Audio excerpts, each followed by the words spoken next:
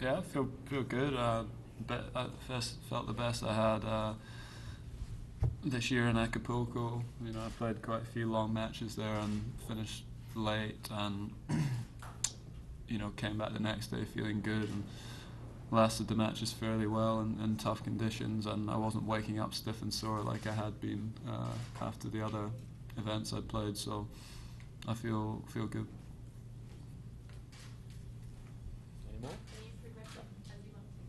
Yeah, well, my back feels the best it has as well since the surgery, so that's for me exciting. And yeah, I'm not that far away from where I want to get to. Tom?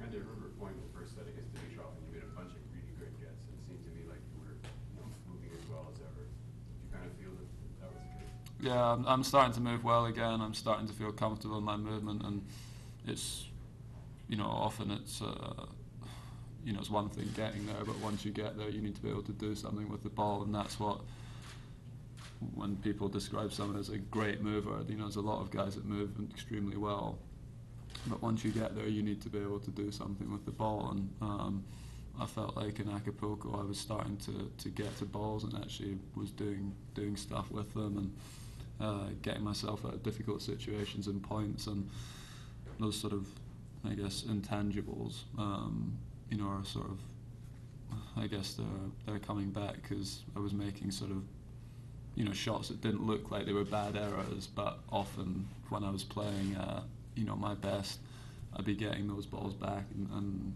making it harder for my opponent. Whereas the first few tournaments, I was missing those shots where I was on the stretch and stuff. So starting to get there.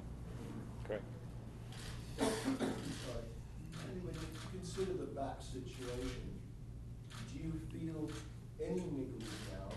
Is it totally out of your mind? And how frustrating was it to try and force yourself to be patient as the rehab continued and as you gradually got back into the swing of things? Well, yeah, my back was sore the first few months after surgery. It's not like you have it and immediately you feel perfect. It takes time.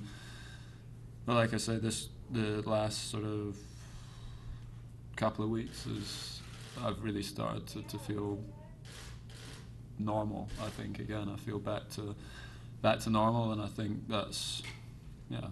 I'm not saying it's ahead of schedule, but I'd say it's pretty much on schedule. I wasn't expecting to feel perfect in January, but yeah, as an athlete, it can be frustrating when you're trying to come back to play your best and you're just not quite there, no matter how much training and physio work and all those things that you do. But now I'm starting to feel normal again, and looking forward to hopefully playing some good tennis over the next month. Andy, you've talked about it before here. Can you talk about your interest in boxing, how that, what fascinates you about boxing, and also, I know a couple years ago you met Timothy Bradley, the local boxer here. Can Yeah. you talk about your impressions of him when you got to meet him, and your thoughts about his fight against Manny Pacquiao? Well, I've watched a lot of his fights. I watched his fight against Provodnikov and against Marquez, and I thought he fought the right way against Marquez, and not in his fight with Provodnikov I think was being a bit sort of too brave almost. But yeah, when I met him, he seemed like a very nice guy. Seemed very intelligent. Seemed like he was pretty down to earth, and seemed like he had a good attitude, and he's obviously done great things since then, but he's got a tough fight against Pacquiao, that's for sure.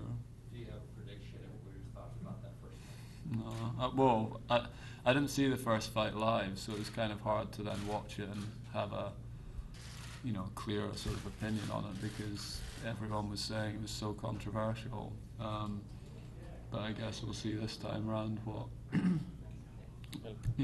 where he's at.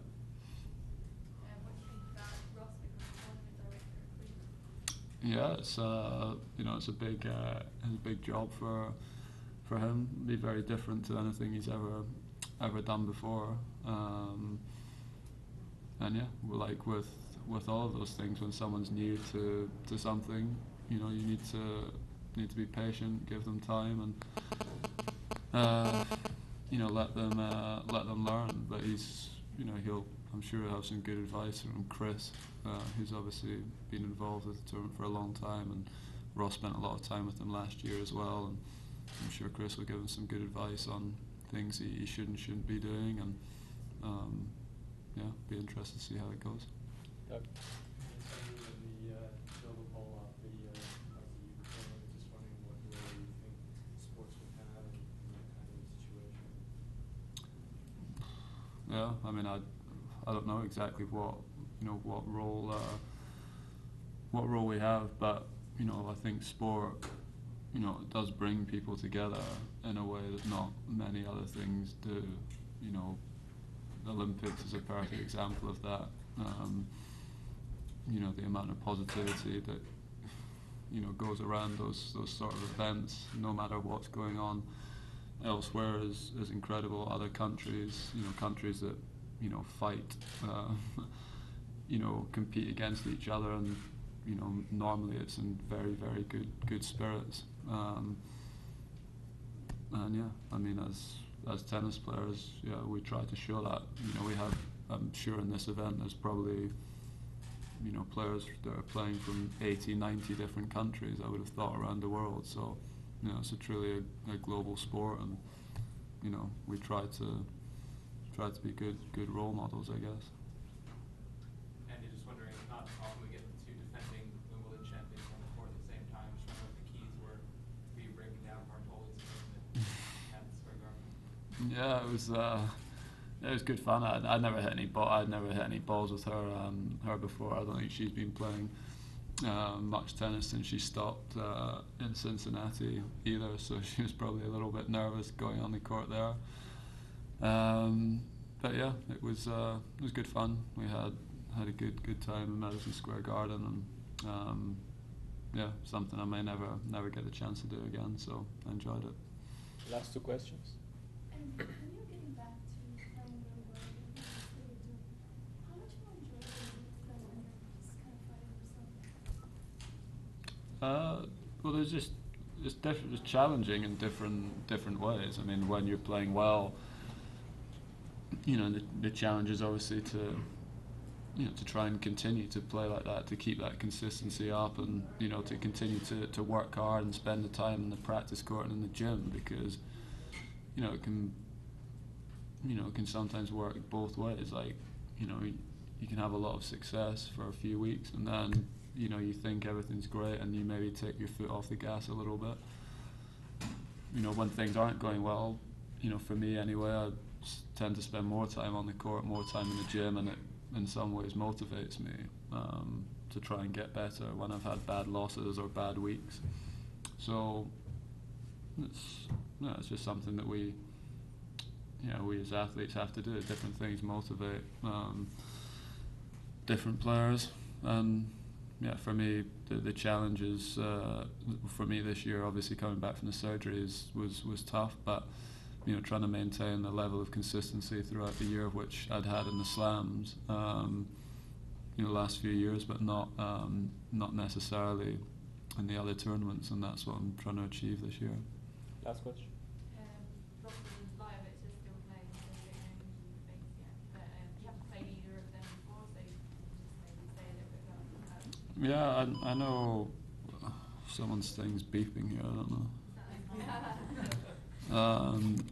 Yeah, I don't know either of them that well. I mean, I've obviously seen Russell play a little bit more than Liovich, but I've practiced with Liovich before a couple of times. I saw him play a little bit in the Davis Cup final too. So, yeah, I mean, they both play from the back of the court. They're both right-handed. Russell's probably got a bit more experience, but I think he won I think Liovich won the first set. So, who knows what's going to happen there. Thank you. BBC Radio.